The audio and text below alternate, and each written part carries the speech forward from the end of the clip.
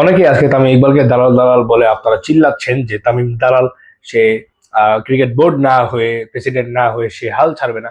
দেখেন ভাই, একটা কথা বলি, 76টা ক্লাবের মধ্যে 50টা ক্লাবই বলেছে যে এই ক্রিকেট বোর্ড অবৈধ, নির্বাচনটা ভালোভাবে হয়নি, এই জন্য তারা আহ চলে গিয়েছে আপনার, এই জন্য তারা তারা ক্লাব ছেড়ে চলে গিয়েছে, তারা ক্লাবের দায়িত্ব নিবে না, তারা আপনার টিম কিনবে না। 76টা থেকে যদি 50টা যদি ক্লাবই যদি আপনার সরে যায়, তো এই 50টা ক্লাবকে কি তামিম প্রভাবিত করেছে? এই 50টা ক্লাব কি আপনার তামিমের? এই 50টা ক্লাব কি আপনার তামিমের কথা শুনে? এই 50টা ক্লাব আসলে তামিমের কথা শুনে না। তারা তাদের নিজের গতিতে চলে। বিভিন্ন আপনার কোম্পানি রয়েছে, তারা তো আর তামিমের কথা শুনবে না। তামিম কে ভাই?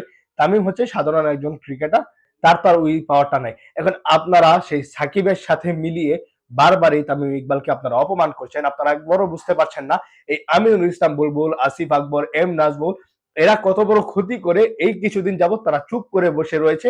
কারণ জানে যে কোনো মুহূর্তে তাদের এখান থেকে উঠে যাওয়া লাগতে পারে। তো তারা তাদের গা পাচাচ্ছে, এবং তারা যদি কোনো দুর্নীতি টুর্নীতি করে থাকে তাদের এগেনস্টে মামলাও হতে পারে। এর জন্য তারা বর্তমানে চুপ রয়েছে, তারা কোনো কথাবার্তা কিছু বলছে না। এবং যে সাকিবকে নিয়ে যে নোংরামোটা হয়েছে, একদম খাইয়ে দিয়েছে যে সাকিব আল হাসান আসছে, আপনারাও খেয়ে ফেলেছেন। খুব মজা লেগেছে শুনতে যে সাকিব আসছে, আপনারাও সেই ফাঁদেই পড়েছেন। ভাই আমি আগেই বলেছিলাম সাকিব আসবে না। আমার লাস্ট ভিডিও গুলো যদি আপনি চেক করেন আপনি দেখতে পারবেন যে আমি বলেছিলাম সাকিবের আসার সম্ভাবনা খুবই কম।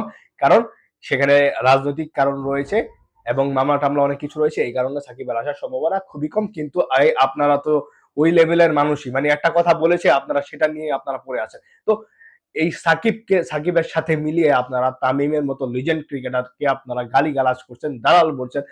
এখন হয়তো আপনারা বুঝতে পারছেন না, যখন এই নোংরা এই বদমাইশ গুলো আপনার ক্রিকেট বোর্ড থেকে চলে যাবে, এদের যখন নোংরামি গুলো বের হবে তখনও হয়তো বা আপনারা বুঝতে পারবেন না, কারণ আপনারা অন্ধ হয়ে গিয়েছেন। বাংলাদেশের ম্যাক্সিমাম মানুষ এখন অশিক্ষিতর মতো বিহেভিয়ার করে। তাদের যে কথাবার্তা গুলো শুনলে আমার মনে হয় তারা যেন সবকিছু দেখেও না দেখার বান করে। ভাই এটা কোন ধরনের নোংরামো? সাকিবকে ভালো লাগতেই পারে, এই জন্য কি আপনারা তামিমকে হেড করবেন? এই জন্য কি আপনারা তামিমের নামে মিথ্যা বানোয়াট আপনারা প্রতিনিয়ত ফেসবুকে পোস্ট করছেন? দালাল দালাল ভাই, এগুলো ঠিক না।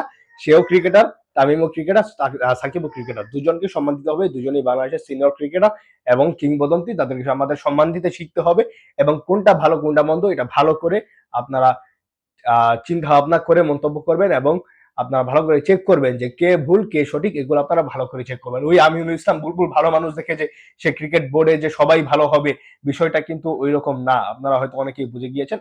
আর কিছু বলবো না। তামিম রাজে বোর্ডের এগেনস্টে গিয়েছে, সেটা কি রেসপন্স আসে, কি রিপ্লে আসে, সেটা দেখার খুব আগ্রহ থাকবে আমাদের সবার। মন্তব্য মতামত কমেন্ট বক্সে জানিয়ে দিতে পারেন। ভালো থাকবেন, সুস্থ থাকবেন, ধন্যবাদ সবাইকে।